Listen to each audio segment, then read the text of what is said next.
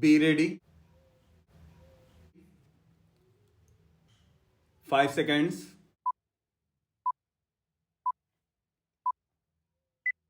Start.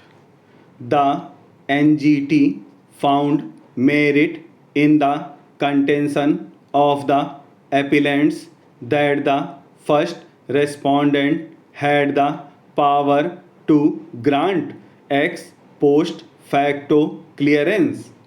However, it would have only prospective operation. The clearance could, however, be supported if the activity which was permitted was one which was contemplated under the 2011 notification.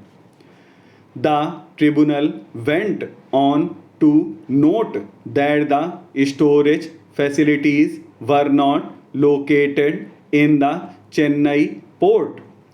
In fact, it was on the basis that under paragraph 8 of the 2011 notification, storage of edible oil inter alia was permissible in the limits of a notified port. The attempt of the appellants to support the clearance with reference to the fact that under permitted activities in CRZI, storage of non hazardous cargo, including edible oil, was permitted within the limits of a port, and a distinction therefore existed between the words within and in did not find favor with the NGT.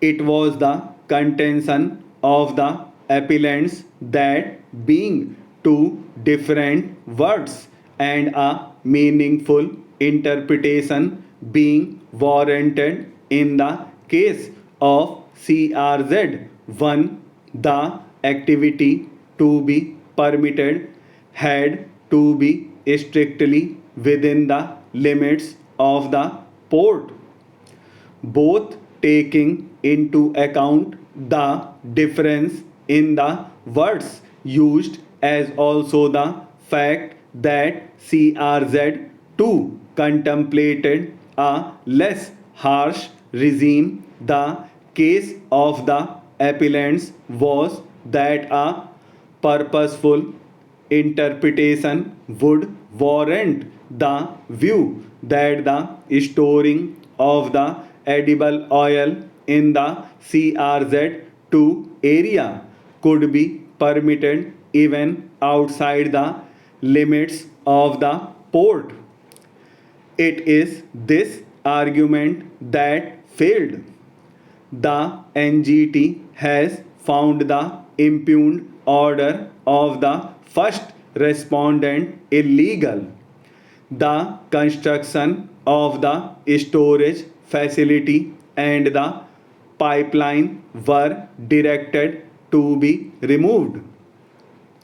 The appellant in the first appeal was directed to pay environmental compensation in a sum of rupees 25 lakhs.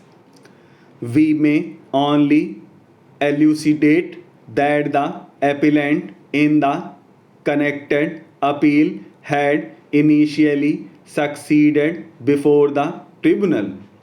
However, it was after allowing a review petition, which decision was not challenged, and on hearing the appeal again, that the present impugned order came to be passed, noting that the appellant in the connected case was earlier visited with environmental compensation. No compensation was imposed on it. We heard learned senior counsel for the appellant in the first appeal and also the learned senior counsel. We further heard the learned senior counsel on behalf of respondent number 5 and learned counsel on behalf of respondents 2 and 3. We also further heard the learned counsel on behalf of Union of India. The learned senior counsel would submit that the appellant was engaged in the manufacture of edible oil.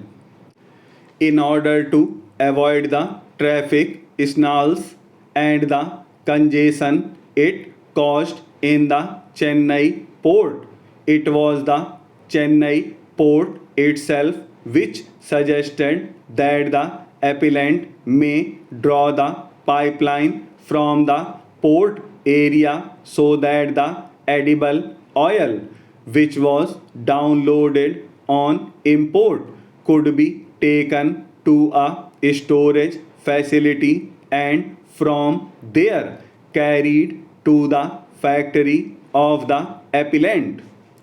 He would submit that the provisions of 2011 notification would reveal that paragraph 3 declares activities which are prohibited.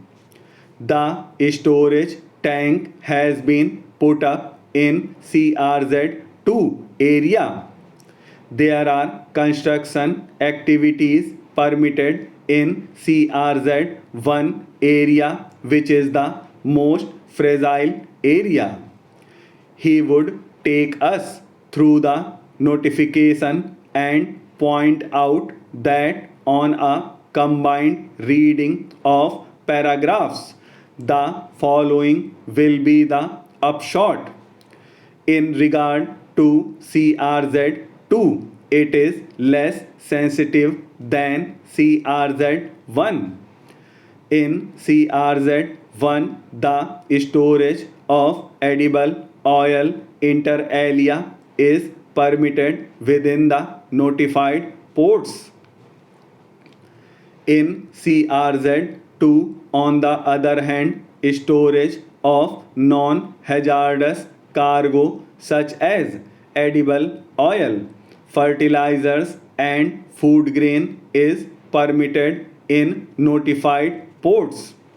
Since the word within which is used in CRZ 1 is not employed in regard to the similar activity in CRZ 2 and instead the word in is used, the principal contention is that they must receive a different meaning. He would further contend that this court may adopt purposive interpretation, and in this regard he drew our attention to the judgment of this court. The words in notified ports occurring in paragraph 8(2) of the 2011 notification must be construed to mean in or around the notified ports.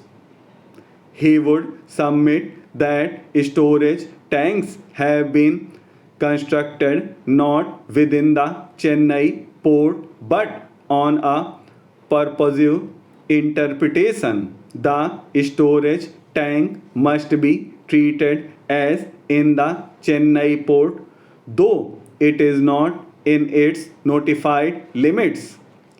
The storage container was located in the customs notified area of the Chennai port. He would contend that CRZ 2 even permits facility for the storage of petroleum products and liquefied natural gas. If that is so, he poses the question that having regard to the fact that CRZ 2 generally provides for a less harsh regulatory regime, and CRZ 1